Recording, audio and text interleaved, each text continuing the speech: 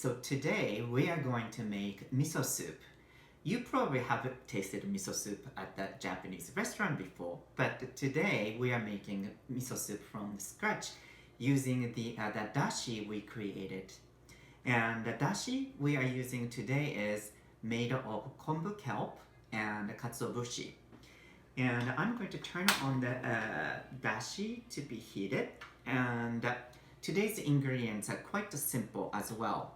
We are going to use naganegi, which is a Japanese long onion, or like sometimes people call Tokyo onion too. And tofu. This tofu is silken tofu.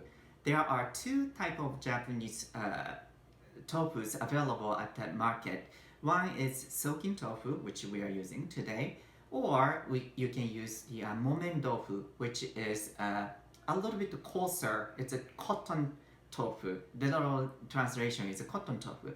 The textures difference is silken tofu has a much nicer, finer kind of texture versus cotton tofu has a little bit of coarser texture.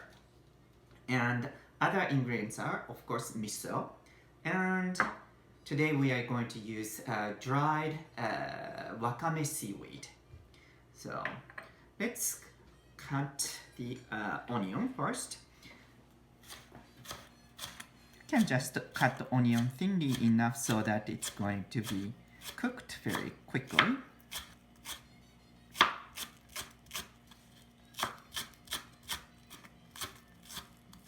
Okay, just set aside.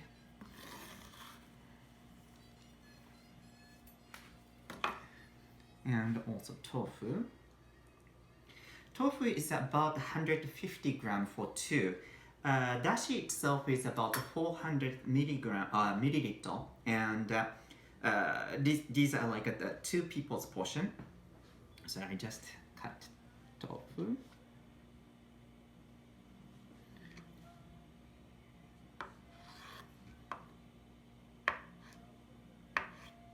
You can cut the tofu many different ways, but I think this is a good size.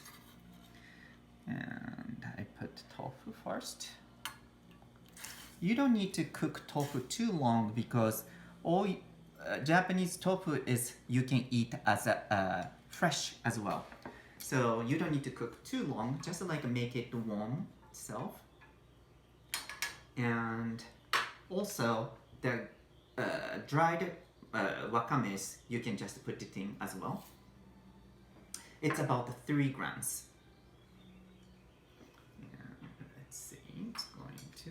As you can see, wakame seaweed start hydrated, and it will get like a much more portion too.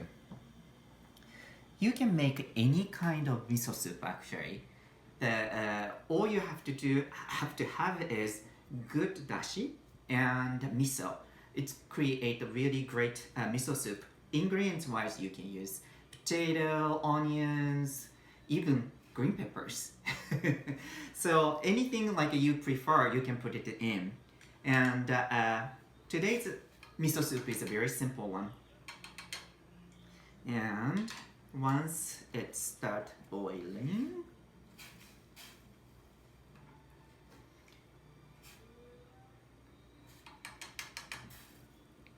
we are going to put the miso. And let's put the onion as well. Onion does not again take that long to cook. So once start get heated up, we're going to turn down the heat as much as low as possible. The reason is because you don't want to boil once you put the miso in the hot water, because miso is fermented soybeans, and the fermentation process produces a little tiny bit of the alcohol. It's not even like undetectable, but the alcohol. And when the alcohol hits to the hot water, it's evaporate. But that is a really great flavor of misos. So you don't want to lose that great flavor or the bouquet putting the miso in the hot water. So, and a lot of people do strainers using the strainers called miso soup, but today we are not going to use that. Just like putting the miso on your ladle and you just dissolve.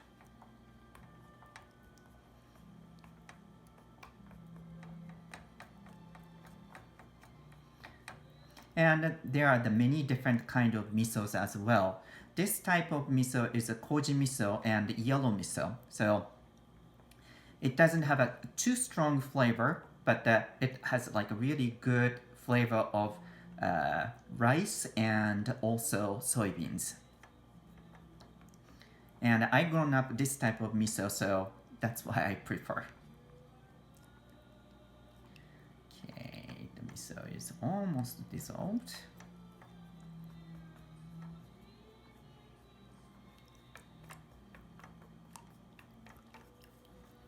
Okay, and just make sure you mix well.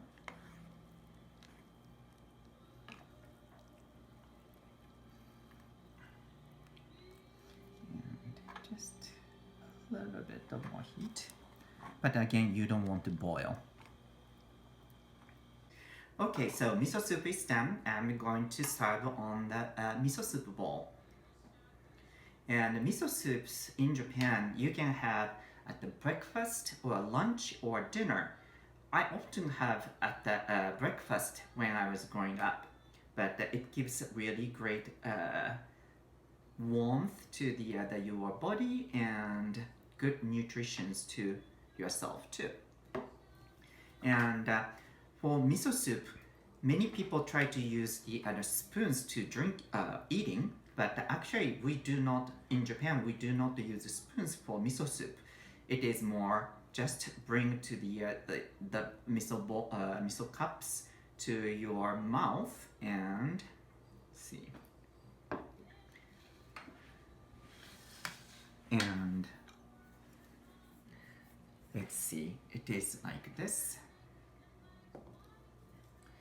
I always say itadakimasu. That's before we start eating. And bring your cup to your mouth like this. And use chopstick to prevent stuff coming in directly to your mouth too. So this. It's a really good miso soup. I hope you enjoy making a miso soup and happy cooking. See you next time.